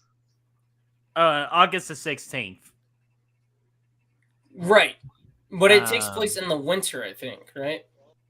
Because I know they have like the big heavy. Oh, okay. Like sorry. Yeah. See, I'm here. Yeah, at first I was doing that too. So, but Where the Millers is a good movie, Gabe. Yep. I was just about to say, but it does something completely different, where it takes the concept and goes, okay, how can we change this into one, how it's going to benefit the actors and get them to be the funniest they can be, but two, that we do something unique and different, and it succeeds at doing something different, as well as giving material to everybody involved where they each have a highlight moment. And any of the other Vacation ripoffs, I don't mean the reboot because like I know people love it, some people don't. I feel like they go wrong with like for RV, for example. I don't know if anybody's seen this movie, RV. It's with Robin Williams. I saw it a long time ago. All I remember is like Robin Williams is cleaning the RV toilet and he gets shit all over him, right? Like there's humor like that. It's like toilet bowl humor. But Vacation and movies like it, these Harold Ramis sort of written movies, they were so good at doing the slapstick humor, toilet humor, having charismatic stars. That's what you want out of a movie. Like it can hit all aspects of comedy and do it well, even if there's fart jokes or shit jokes, whatever it is. If it can do it well, and like that's where a lot of comedies go wrong, is that they have the material but they can't execute it. Well, I think for any of these summer comedies that hit the mark, there has to be like a nostalgia factor to it. Exactly. You have to hit the mark. Like even if you go back when Meatballs was released, right, in the 70s, or you go to Dazed and Confused, that time era is like how you felt when you go back into that time era. So like when you watch Vacation, it's like, okay, people did road trips before they got on planes. They just did road trips. Like I remember road trips with my dad, with my sisters, my mother. We would leave Chicago and go visit family that we had in Mexico. That's a 2-hour drive. We're talking about no, not a 2-hour drive. I'm sorry, a 2-day road trip. Right. That we're going from Chicago to Mexico, and we're just having, we're having fun. We're in a big old conversion van, and it's just, these vacation movies and these summer movies, it just takes you back to these type of places when you were growing up. Agreed. Mm-hmm. Cool. Yeah. And anything you guys want to add on before we close up on vacation? No, I think we pretty much hit on the big points. Even though just like the ending of the movie just ended so bluntly, like after it's like, hey, we solved the problem. Hey, there we go. But it's a BB gun. Like, you shot me with a BB gun. Like, yeah. All the vacation movies, Christmas Vacation, Vegas Vacation. I haven't seen European Vacation, but they all end just like that's the worst one. They just end. I would say is the weakest. Yeah. Mm-hmm. You know what's crazy though is I know like on Rotten Tomatoes, Vegas Vacation has the lowest rating, but that has some of the biggest laughs for me just because Rusty gets the fake ID. Well, wait, Christmas Vacation has the worst Rotten Tomatoes? No. Vegas Vacation has the. Oh God, I was like, you scared me for a minute. I was like, what is wrong with Rotten Tomatoes? Vegas Vacation has the worst rating. It has the worst rating, but it is my favorite just based on Rusty. I quote that movie all the time. Me too. I'll be like, after you, Mr. Papa Giorgio. Mr. Papa Giorgio, your regular table today. Oh, not today. Like, I love it. It's one of the best running jokes in a comedy. Seriously. Like, I'll go somewhere and I'll be like, let me get some of that yellow and don't get cheap on me. Like, he's at a buffet. He's like, oh, that's not the chicken. This is, and he switches it. Want some? And it's just a big pile of like gunk. It's just like I said, it is my most favorite because it's like I quote it all the damn time, and it's just I don't know, and I can't believe like not that many people love it as much as I do. Well, it's next on my for the National Lampoon's like saga series. Like that's the next one I want to watch is Las Vegas. Oh, you got it. That's one of the. You gotta let me know what you think about it when you do. Mm-hmm. Yeah, like I have a buddy that I borrow his voodoo sometimes. That's how I was able to watch Vacation. He got the bundle, so he's got that, Euro, and Las Vegas. So I'm watching Las Vegas sometime. Nice. Very soon. Any other movies you guys want to add on, like quick shout outs, like any other ones when you think of summer that you want to like go ahead and shout out real quick? I guess you can do Wedding Crashers for the sole fact that people have most of their weddings in the summer, and then they go to that little like island and all that, kind of like treat it like a summer vacation. And plus, it's just a hilarious ass movie too. It's great. I love it. Is summer because they mentioned wedding season, and I think that's like you son of a bitch. Wedding season is June, I believe. Oh, June. Mm-hmm. So yeah, it's 100% a summer movie. And one of the most, like, I love Wedding Crashers so much. It's so quotable. Mm-hmm. I was like, well, what's wrong with you? Made me touch her wife or my mom's suitors. Snap outfit. Like, at least you didn't get checked out for the whole damn family. Like, oh, man, it's great. And plus, it's Vince Vaughn again. If Vince Vaughn and O. Wilson have, like, amazing chemistry with each other, it's just so freaking great. We got a clinger. Where's my little friend? Well, little friend's just tired right now. Let's just. It's so good. What about you, Gabe? What's another one that you want to shout out? Heavyweights. I'm there with you. I know it almost made the list. It almost did make the list, but I think I put Sandlot above Heavyweights. But Heavyweights is also another camp movie. It's about a fat guy that goes to fat camp in the summer. And Ben Stiller, again, is the camp director. And he puts all these kids, all these fat kids, so like just work.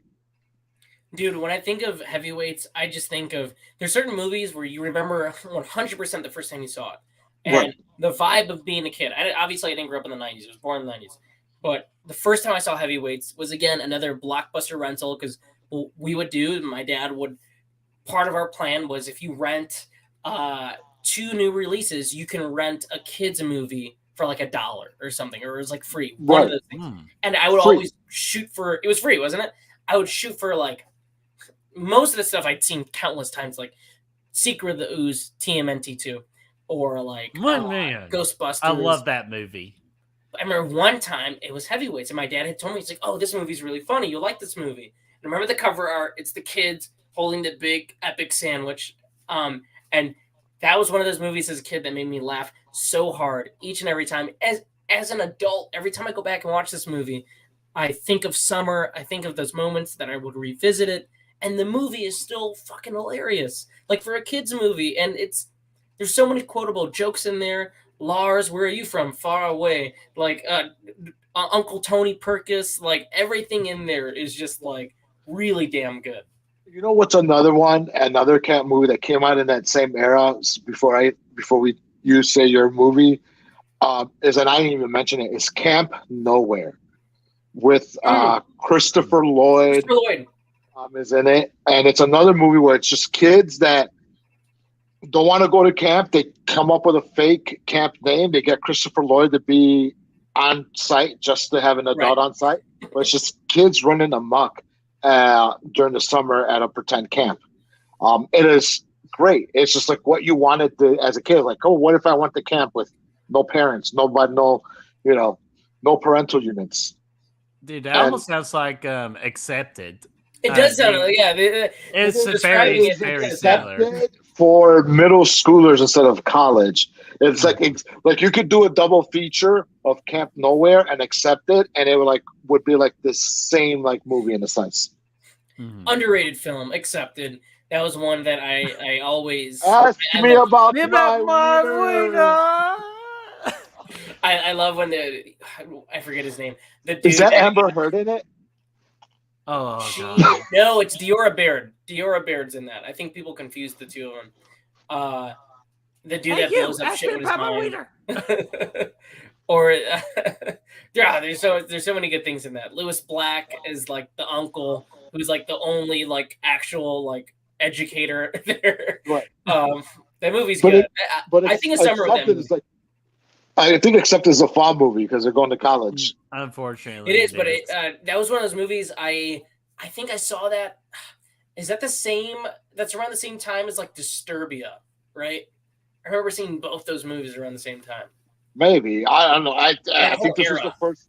That's also Justin Long too, and I think his birthday was today actually. Jonah Hill was the first appearance, I think, of Jonah Hill. Mm-hmm. Yeah, who would have thought? This was around the same time he did 40-Year-Old Virgin. He was with the kid that bought the weird boots or whatever. Are you telling me I can't buy these in the store? Yeah, you have to go online. You have to go online. But I'm here. I can give you money. Money now. And then he does that scream at the skeleton that drops down but has like that for some reason erection. I was like, first off, how does a skeleton have an erection? And then it's just Jonah Hill just doing that whole scream. It's like, what the hell was that? Like, it would be like very cool if you don't tell anybody I scream like that. Like, he was hot in the scene with those. Like, he was back to back at 40-Year-Old Virgin, Accepted. Forgetting Sarah Marshall, he was in that. Super Bad. He wanted a whole little run there, but. I think one I got. Oh, go ahead, Brett. Oh, and the shit sandwiches. Sorry, of course I got. So wait a minute. Were the shit sandwiches? The shit sandwiches. We're shitheads. South Harmon Institute of Technology. Oh my gosh, that's great. The one I have to shout out is another one that almost made the list. But we sadly didn't put it on there. Is American Pie 2. I love the American Pie movies. I know you obviously love the American Pie movies. These were the ones that I snuck on late at night every summer. Me and my cousins would marathon them each and every time. American Pie 2 is a movie that I still watch to this day. I love those characters. It has such a great soundtrack, and it feels like a summer movie. Like it's got everything you want in a summer comedy. Didn't make the list, but maybe if we do another series, we'll talk about it. Well, actually, it is a summer movie because they do take that trip in the summer. Yep. To the beach. In the cabin. Yeah, to the beach. Stifler's Beach House. I love that movie. Like, I always make sure my dad's busy doing something. I lock my door to my room and I just freaking play the VHS of it. And just of Jim, like put your hands up, both of them. I'm glued. I'm glued. Oh my god, I love that. I love those first two. Actually, I really like the You want to all see us four naked? movies. It's I those. love all four. Yeah. Yeah. Yeah, it's just the other ones are just like just hit or miss, pretty much. But Yeah. easily the first four are great, especially where they're like taking turns, like like the girls are doing something, the guys are doing something. Oh, it's just great, man. Like it's awesome. Kind of Rookie of the Year is one of my favorites because it's the first time I've ever seen the Cubs won a World Series. Rookie of the Well, Year is a fun one. That's Jake? Not Jake. My bad. It's Gary Busey. He plays the player in that, right? Gary Busey plays a player in it, and Harry Yeah. Reinweiler grows up to be the kid from American Pie. I forget his American name. Pie. Yeah. He plays Kevin. And he's Yes, also Ian Scott, I believe. yeah, and he's also in Halloween Resurrection. He plays a creep in that. Yeah. mm-hmm. Yeah, Rookie of the Year is a great choice, and that was another draw as a kid, was seeing the Cubs on the cover. Like I think for The every Cubs on the kid, cover with the yeah, World Series ring at the yep, end, and you're like, who's gonna know that I wasn't gonna see that until I was near 40. yeah. All right. I think we've covered everything.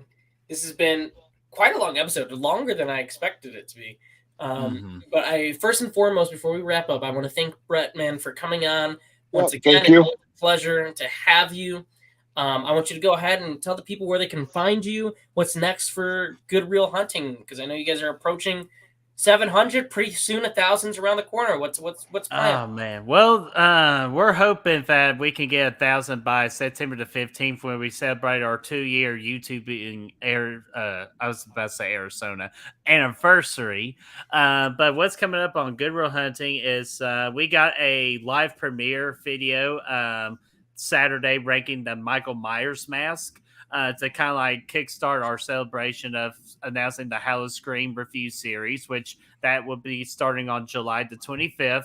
And then next week, we're playing a slash it out between Vacancy versus The Strangers. And then we're going to be dropping here every now and then our Rotten reviews, which is pretty much we take some of our favorite horror movies where we don't think it's bad, but Rotten Tomatoes think it's bad, and the critics like give it horrible reviews, and we're pretty much just shit talking how wrong they are. And then, of course, June the 27th, I get to bring you two gentlemen on to team up with Good Real Hunting so we could take down the final ghouls. That is June the 27th for our 666 sub celebration, where that will be about demons, the supernatural, and possession horror movies. So, and we do take questions from the chat. So bring your all those kind of types of questions, and then once we hit 725, we'll do another horror trivia. Cool. We'll have the link down below where everybody can find Brett. Oh yeah, and Facebook, Instagram, Twitter, and Letterboxd is where you can find Good Real Hunting. And for me personally, I have my own personal Letterboxd, and I'm just starting to do TikTok videos. And I plan on doing 2 TikTok videos this weekend for the movie Out Theater reactions for for Watcher and for the Crimes of the Future. Cool. Gabe, how about you? Want to wrap up here with anything to add? No, I got nothing to add here. Just I appreciate everybody watching us tonight, and I appreciate Brett Man for coming on the show and giving us his great insight on the summer classics. Yeah. Brett, thank you again for coming on. Real quick, what's coming up on Flopbuster? I don't know.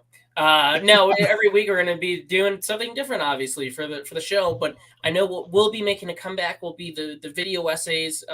With the transition of my move, it's been a little difficult to do that. But I know the Once Upon a Time in Hollywood video is still happening, along with the Nightmare on Elm Street one that Gabe is doing. I've been working on that for a while. You've been working on that for a while. It's your masterpiece. Videos from Monster Palooza. I think I'm going to compile a video for Monster Palooza. I don't know what's going to happen, and see if I can get interviews, whatever it may be. That would be pretty sick. I'll be there Saturday all day. Hopefully I'll be able to see Adam's art box, who made this sweet guy right here, one of my favorite horror films, The Monster Squad. Adam's Art Box is one of my favorite artists. So I got a bunch of art from him. Hopefully we meet Dead Meat James. Maybe we could get Dead Meat James on the show. Who knows? Oh man, that'd be classic. That would be insane. But we're hoping to meet him. If anything, maybe I could ask him to do an interview. But I want to thank everybody once again for watching the show. Brett for coming on. You can follow us on Facebook, Twitter, TikTok. Oh, that looks so sick. Look at that sick poster there. And yeah, make sure to like, comment, share. Yes. And we will see you guys next week, where we have a new sponsor. It's Trojan Condoms. And we'll see you guys next week. You all have a great night. Have a good night.